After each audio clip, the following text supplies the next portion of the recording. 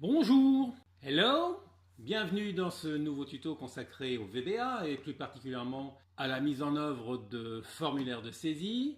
Nous en étions arrivés à la possibilité d'afficher un enregistrement dans la base de données. Donc nous avions pour cela prévu une zone de recherche avec un bouton suivant qui nous permettait de défiler les différents enregistrements qui concernaient un nom déterminé.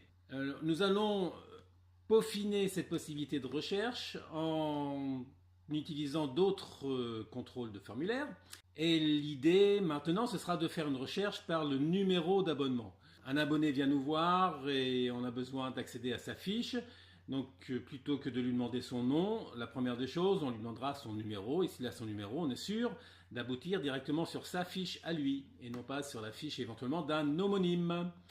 Donc c'est parti. Donc évidemment nous allons aller du côté du VBA, Alt F11 pour aller dans le VBA et on retrouve le formulaire UF Biblio que nous avions créé depuis quelques tutos. Comme on aura la possibilité de faire deux recherches différentes, pour éviter la confusion, ce que nous allons prévoir une boîte à onglets qui nous permettra de dire soit je fais une recherche par le nom, soit je fais une recherche par le numéro. Donc comme il faut un petit peu de place pour positionner cette boîte à onglets, je vais commencer par déplacer ces trois contrôles que je sélectionne en faisant simplement un cliquer-glisser à travers les trois contrôles et je le mets un petit peu plus bas pour l'instant. Ce qui me permet d'accéder à l'aide de la boîte à outils qui est affichée si vous avez cliqué à l'intérieur du formulaire. Si jamais elle ne l'est pas, je rappelle que vous pouvez l'afficher en utilisant l'outil boîte à outils dans la barre d'outils. Et vous avez à l'intérieur ici l'onglet, le contrôle multipage, à ne pas confondre avec le contrôle onglet qui a une autre fonctionnalité qui, à mon avis, personnellement, j'en trouve pas trop l'intérêt, mais probablement que d'autres y trouvent leur compte. Donc pour nous, nous allons nous intéresser au contrôle multipage. Voilà, je le sélectionne et je dessine une zone qui va me permettre d'accueillir mes différentes possibilités. Voilà, donc ça me prépare deux pages différentes, possibilité d'en ajouter ou d'en supprimer simplement avec le bouton droit de la souris, on peut demander à ajouter une nouvelle page, etc.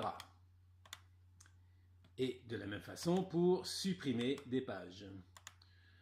Alors nous allons commencer par la première page que nous allons renommer, donc toujours avec la fenêtre propriété, PG recherche nom, ça c'est le nom. En revanche, pour modifier ce qui est indiqué au niveau de l'onglet par lui-même, c'est la propriété caption qui nous intéresse, recherche par le nom. Et à l'intérieur de cette page, je vais repositionner les trois contrôles qui permettent de faire la recherche par le nom. Ça veut dire que je resélectionne l'ensemble des trois et je les rebascule à l'intérieur. Dès que je passe sur la page 2, ces trois disparaissent. C'est le principe de cette zone multipage. La deuxième page va nous servir pour faire cette recherche par numéro. Donc on va lui donner un nom, PG recherche num,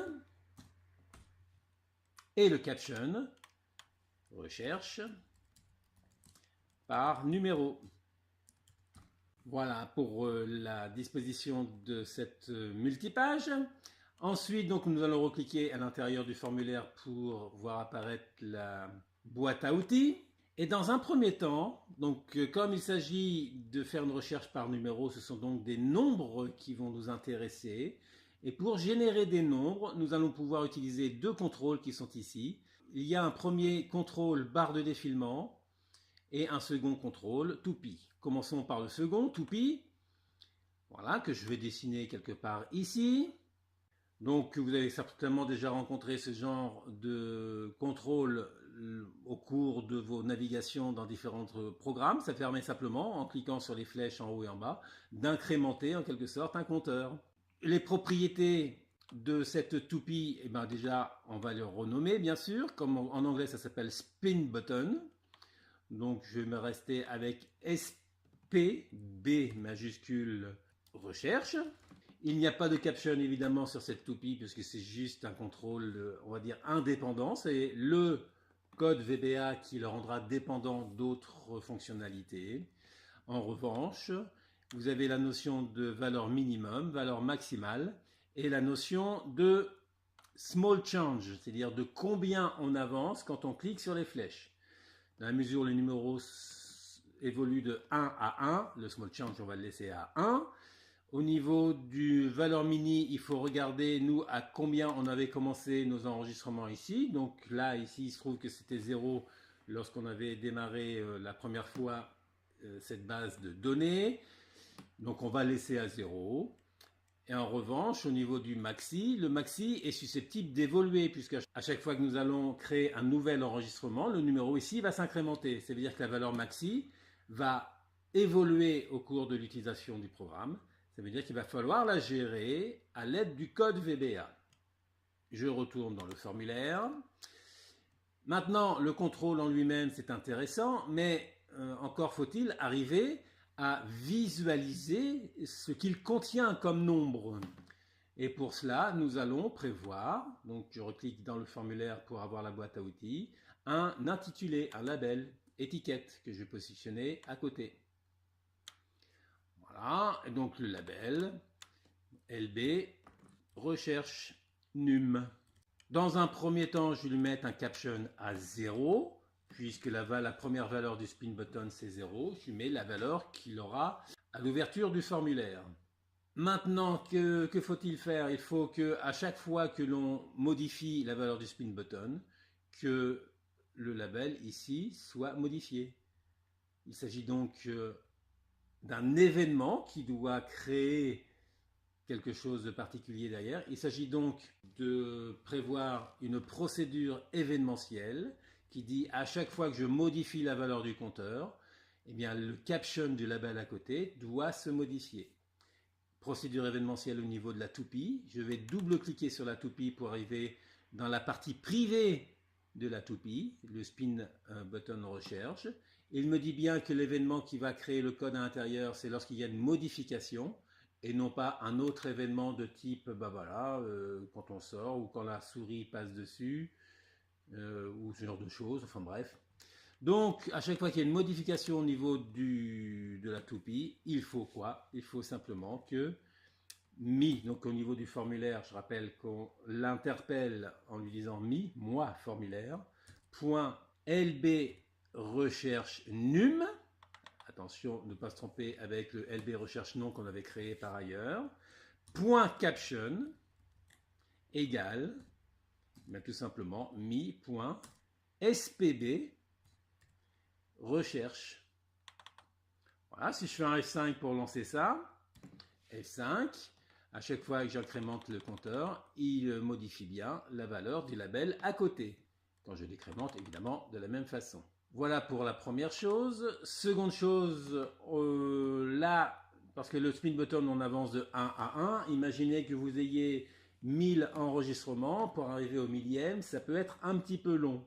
Donc, ce que nous allons prévoir, c'est une barre de défilement que cette fois-ci, je vais dessiner en dessous, comme ceci. Voilà. Donc, vous connaissez ce principe des barres de défilement. Deux possibilités pour la faire avancer, soit à l'aide des flèches sur les côtés, ça va doucement, en quelque sorte, soit en cliquant directement à l'intérieur de la zone grise de la barre de défilement, ça va un peu plus vite, c'est ce qu'on appelle avancer de page en page. Ou alors même une troisième possibilité d'attraper le curseur pour le déplacer rapidement vers la droite. Bien, mais tout d'abord, évidemment, on change le nom de la barre de défilement. Donc en anglais, scroll bar. Donc SCR, moi, ça me va bien. SCR recherche num. Il n'y a pas de caption non plus sur cette barre de défilement, bien sûr. En revanche, par rapport aux propriétés importantes, on va retrouver la notion de mini, qu'on va laisser là aussi à 0, de maxi, donc là vous voyez que ça fait 32 767 par défaut au départ. Là aussi pour l'instant on ne va pas toucher au maxi puisque c'est le code qui devra le modifier, on verra ça dans pas très longtemps. Il y a la notion de large change. La large change, c'est quand on clique directement dans la partie grise à l'intérieur de la barre de défilement. Donc là, je vais le positionner à 10. Et il y a la notion de small change. Le small change, c'est quand on clique sur les petites flèches de part et d'autre. Même principe que tout à l'heure, si on modifie la valeur de la barre de défilement, il faut que le caption là-haut se modifie.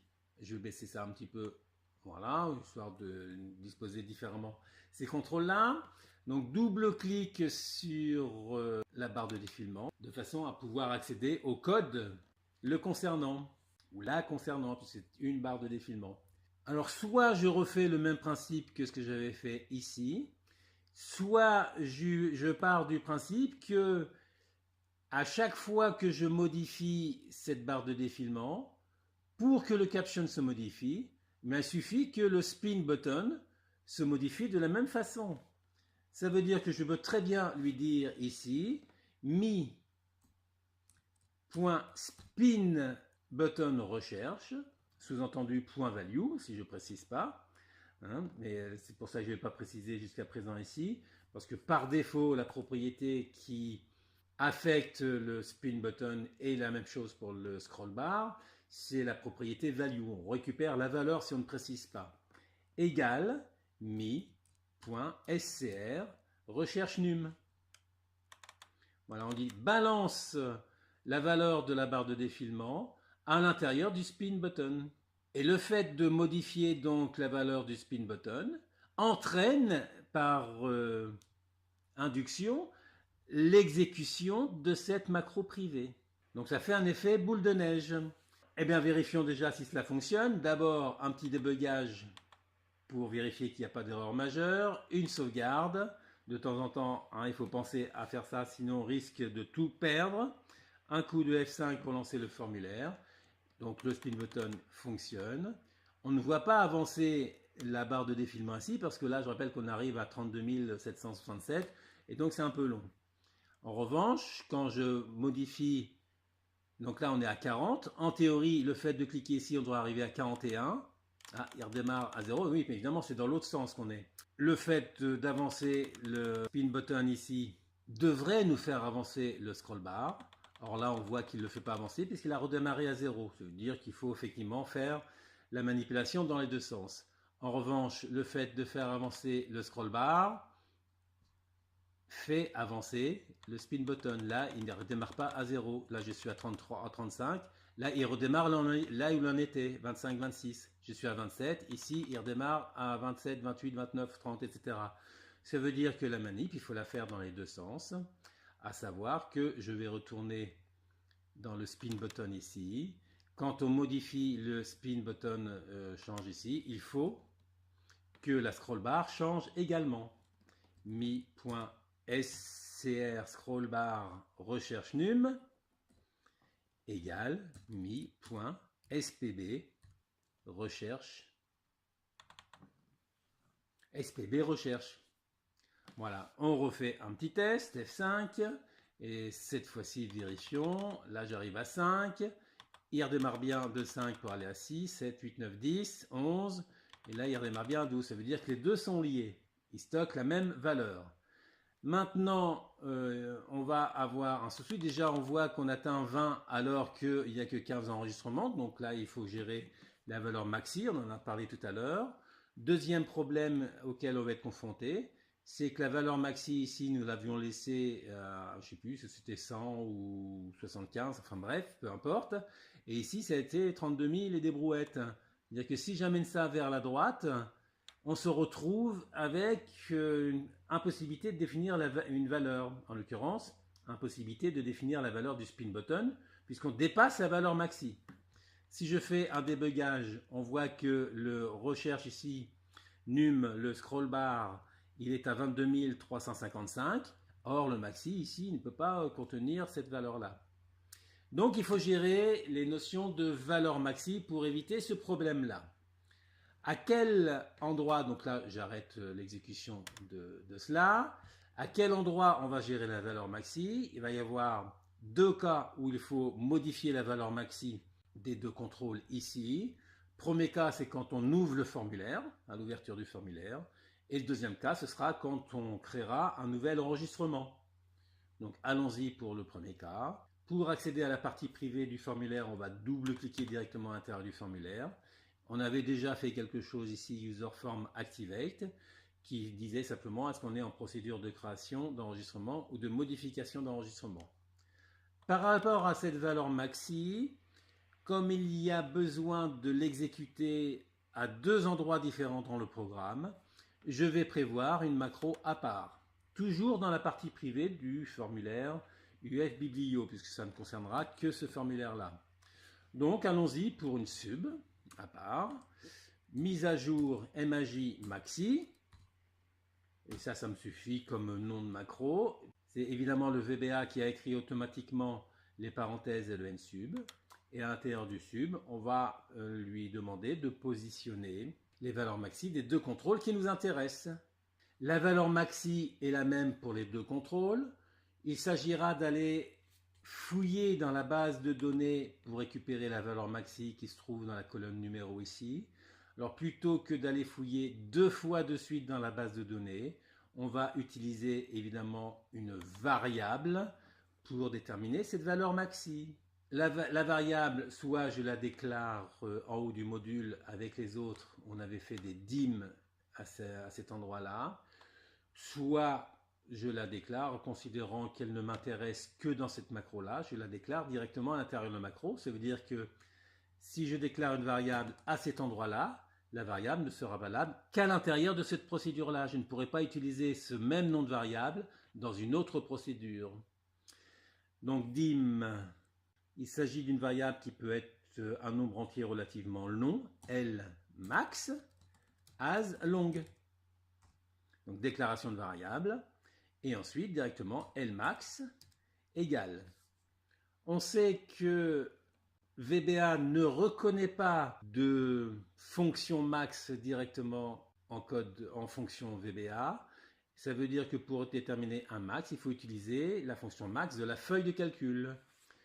Pour utiliser la fonction max de la feuille de calcul, on part sur l'objet application Excel, donc application, worksheet fonction, fonction de feuille de calcul, max. Voilà, j'ouvre la parenthèse, je vais la fermer tout de suite pour éviter les ennuis de parenthèse et je me repositionne juste au milieu. On n'est pas certain lorsqu'on ouvre le formulaire qu'on soit sur la feuille base.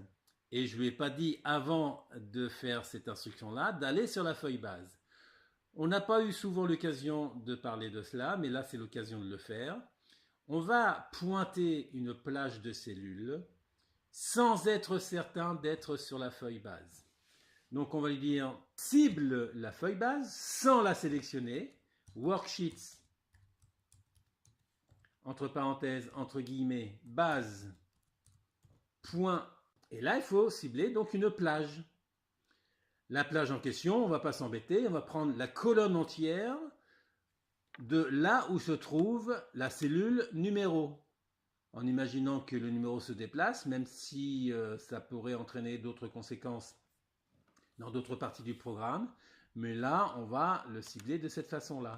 La colonne entière de la cellule où se trouve le numéro, on va pouvoir la pointer en faisant un range, entre parenthèses, entre guillemets, numéro, c'est le nom de la cellule du titre de cette colonne-là, point, directement, entire colonne à connaître par cœur, parce que là, dans ce contexte-là, il ne le propose pas directement, entire colonne. Ça, c'en est terminé pour le max, en théorie, si je n'ai pas fait d'erreur. Et ensuite, donc, il faut affecter cette valeur trouvée à la toupie et à la barre de défilement. mi.scr recherche num.max, valeur maxi accessible pour ça, égale Lmax. Mi.barre de défilement, la toupie, spin button spb recherche.max égale Lmax. Maintenant, cette macro-là, évidemment, il faut l'exécuter. Il ne s'agit pas d'avoir créé une macro. Si aucun événement lui demande de s'exécuter, elle ne va pas s'exécuter toute seule. Ça veut dire que lorsqu'on active le formulaire, il faut lui dire exécute ce qu'il y a dans la macro mise à jour maxi. Ok. Donc F5, en théorie, il devrait s'arrêter à 15. Voilà. D'ailleurs, on le voyait parce que la dimension ici du curseur est plus grande puisque la valeur maxi ici est réduite à 15 alors que tout à l'heure elle est à 32 000. Donc ça veut dire que si j'amène ça directement à droite, il s'arrête à 15. Je ne peux pas aller plus loin. Et on n'a plus de problème. En revanche, le mini, lui, il reste à 0. Donc l'utilisation de la toupie fait bouger la barre de défilement. Et inversement, sauf que dans ce sens-là, on ne voit pas la toupie bouger. Donc voilà une première chose réglée. Maintenant, il s'agit de lui dire, quand je modifie la valeur à l'intérieur ici, l'idée c'est d'afficher l'enregistrement qui correspond à cette recherche. Donc à chaque modification de cela, donc la modification de l'un entraînant la modification de l'autre, la procédure en question, il s'agira de la faire à un seul des deux endroits. On y va, donc on choisit par exemple Spin Button, ici, donc une fois qu'on a effectué ça, nous allons pouvoir recommencer la recherche. C'est un peu le même principe que la recherche par le nom que nous avions effectué, commande recherche clic, c'est-à-dire qu'il faudra aller sur la feuille base, on n'est pas obligé, mais là c'est quand même plus simple à gérer de cette façon-là. Donc l'idée c'est de reprendre tout ce qu'il y avait là-dedans et de l'adapter à ce nouveau besoin. Donc je sélectionne tout ce qu'il y a à l'intérieur de cette private sub commande recherche clic, je fais un CTRL-C et je reviens un peu plus bas pour lui dire que tout ce qu'il y avait là-haut, je le repositionne en dessous ici. Pour chaque cellule à l'intérieur de la colonne numéro, ben là ça me va bien. Là il ne s'agit plus de rechercher un repère puisque le numéro de toute façon il sera unique, alors que précédemment dans le précédent tuto on a vu qu'il pouvait y avoir des homonymes. Ça veut dire que ce test là j'ai pas besoin de le faire. Ça veut dire que j'ai un indif en trop et je peux réduire l'indentation histoire de rester cohérent avec ma présentation. Donc là, la même chose, le test à effectuer, il ne s'agit plus de faire une recherche sur la cellule du nom. Donc j'efface tout le test à l'intérieur. Et en revanche, qu'est-ce qu'il faut? Il faut que la cellule par elle-même correspond à la valeur du spin button. Donc si OCell recherche égale mi.spb recherche, alors directement on affiche l'info, c'est-à-dire que tout ce qu'on a fait dans le tuto 9 reste valable et on est en mode de modification d'un enregistrement existant. Cette partie-là est donc terminée et donc on va refaire un débugage, une sauvegarde, un petit coup de F5 pour accéder au formulaire. Ça veut dire que si je demande le numéro 1, il m'affiche bien le premier enregistrement. Voilà. Je reviens en 0, il m'affiche le 0 et il dit bien qu'on est en mode de modification d'un enregistrement. Si je vais rapidement vers la droite, il m'affiche bien le dernier, le 15e, le numéro 15 qui correspond bien à l'adresse mail qui est indiquée ici. Voilà, avec les messieurs, avec les centres d'intérêt qui sont cohérents. Enfin bref, tout ça fonctionne sans problème. C'est-à-dire que tout ce que nous avons fait la précédente fois sur la recherche par le nom reste valable pour la recherche par le numéro. Il s'agissait simplement de l'adapter. Maintenant, quand même, autre chose, c'est qu'au niveau de la gestion de la valeur maxi, nous l'avons adapté lorsqu'on nous affichons le formulaire. On avait dit qu'il fallait l'adapter aussi lorsque l'on crée un nouvel enregistrement. Donc je referme le formulaire. Donc créer un nouvel enregistrement, à la limite que l'on crée ou que l'on modifie un enregistrement existant, peu importe. Puisque c'est quelque chose qui, en termes de temps d'exécution, est relativement transparent. Ça veut dire qu'on ne va pas s'embêter à savoir si on est en mode modification d'enregistrement ou autre. Directement à l'intérieur du bouton valider, à la fin, on va lui dire mise à jour du max. Imagie max, je change de ligne histoire de vérifier qu'il a mis les majuscules. Il n'a pas mis les majuscules, ça veut dire que je me suis fourvoyé sur le nom de la macro. Comment j'ai mis? Évidemment, j'ai mis mes MAJ maxi. Donc voilà pourquoi quand on crée des variables ou des macros, c'est important de mixer minuscules et majuscules. Parce que quand on essaye de travailler avec la mémoire, quelquefois on a des défaillances. Et le fait de mettre des minuscules majuscules, quand on change de ligne, il met bien les majuscules, ce qui me permet de valider le fait que ce terme-là, il le reconnaît, alors que précédemment, il ne le reconnaissait pas. Maintenant, dernière chose, si je ne me trompe pas, qui reste à faire, que se passe-t-il si on a supprimé un enregistrement, ou si par exemple une valeur n'existe pas, ici à la place de ça, je vais mettre 16 par exemple, hein, donc on n'est pas obligé que ce soit trié dans l'ordre croissant des numéros au niveau de la base de données. Mais quand j'affiche le formulaire, on va défiler de 1, voilà, 4, 5, 6. Le 7, eh bien, le 7, il le fait à l'identique du 6, alors que le 7 n'existe pas. Donc là, il y a quelque chose d'incohérent en termes de fonctionnalité. Donc ce que nous allons prévoir à ce niveau-là, c'est que si il se retrouve avec un numéro qui n'existe pas, il faut qu'il efface tout. En revanche, derrière, donc il continue à avancer. Et en théorie, il va bien jusqu'à 16, parce que le 16, il a trouvé. La valeur maxi, ce n'est pas la dernière valeur de la série, c'est vraiment la valeur maxi de la colonne. Donc il faut gérer cette absence de numéro qu'il y a, en disant, s'il n'existe pas, on considère que éventuellement on efface tout, et on se retrouve en mode de création d'un enregistrement, d'un nouvel enregistrement.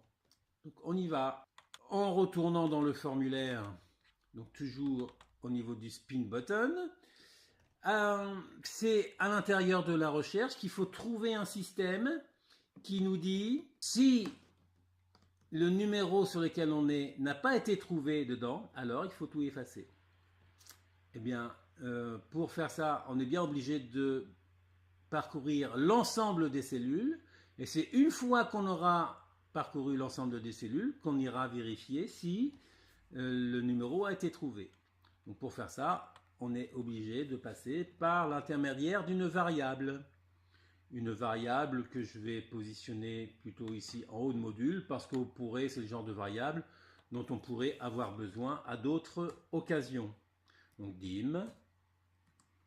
Là, il s'agit simplement de dire j'ai trouvé ou j'ai pas trouvé. Deux solutions, vrai ou faux. Valeur booléenne, B trouve, as boolean. Et nous allons utiliser cette variable au moment de la recherche du spin button. On va commencer par assurer en disant bTrouve égale false. Et à la sortie de la boucle, une fois qu'il a fini de parcourir l'ensemble des cellules, on va tester bTrouve. If not bTrouve, s'il n'a pas trouvé le numéro, not bTrouve. Alors, je ferme tout de suite mon endif. Alors, qu'est-ce qu'il faut faire? Il faut considérer qu'on efface tout le formulaire. Et le fait d'effacer le formulaire avait déjà été prévu avec un bouton effacer ici. Le bouton effacer, donc quand je double-clique dessus, il y a le commande bouton de browse ici. Ça veut dire que cette macro-là ici, je peux la réutiliser, même si c'est une private sub liée au bouton de formulaire. Donc je fais un CTRL-C. Et à l'intérieur du test que l'on vient de faire, voilà, if not bTrouve, on va dire, fait la même chose que quand on clique sur le bouton effacer. Et tout est géré par l'intermédiaire du bouton effacer. Un petit débugage tout de même, compiler une sauvegarde derrière, F5 pour vérifier ce que ça donne. Donc on regarde, donc pour l'instant on est en procédure de création d'enregistrement. Si j'avance, on est en procédure de création d'enregistrement. Oui, évidemment, s'il a trouvé une cellule qui correspond au numéro, si on ne lui dit pas qu'il faut qu'il bascule bTrouve à true, il ne risque pas de trouver la bonne solution. Ça veut dire qu'une fois qu'il a dit qu'il est en modification d'un enregistrement existant, ici il faut lui dire bTrouve égale true. Et évidemment, comme ça va marcher mieux. Je compile, je sauvegarde un petit coup de F5. Donc là, cette fois-ci, il nous récupère bien l'enregistrement du numéro 1, 2, 3, 4, 5, 6 et arrivé au 7. Donc là, vous modifiez un enregistrement existant. Arrivé au 7, il n'a pas trouvé le 7. Il dit OK, j'efface tout et on considère qu'on est en train de créer un nouvel enregistrement. C'est un choix de fonctionnement. Voilà, et après, donc, vous modifiez un enregistrement existant, etc. Eh bien, sauf erreur de ma part, on en a terminé. Alors, ce qu'on peut simplement vérifier, c'est au niveau du maxi. Est-ce qu'on gère bien le maxi quand on crée un nouvel enregistrement? Jojo, Gaga, type d'abonnement, voilà, un mail jojo@titi.fr, un centre d'intérêt ou deux, je valide. Enregistrement déjà saisi. Ah oui, donc là on a déjà fait un Jojo Gaga. Il y avait un contrôle qui nous interdisait de mettre des homonymes avec deux fois, avec le même prénom et le même nom. Bah, qu'à cela ne tienne, je vais mettre à la place d'un Jojo, je vais mettre un Juju. Validé, cette fois-ci il le prend. On arrive au numéro 17 et si ici je demande à réafficher le numéro 17, on a la possibilité de le modifier. Ben, il me semble que la boucle est bouclée. Ce devrait être le dernier volet de la gestion des formulaires, sauf questions particulières et sauf idées qui pourraient me passer par la tête à l'avenir. Profitez bien de ce tuto, de tout ce qu'on a vu là-dedans. À bientôt avec peut-être une surprise, mais ça, on n'en parle pas pour l'instant. À ciao, bonsoir.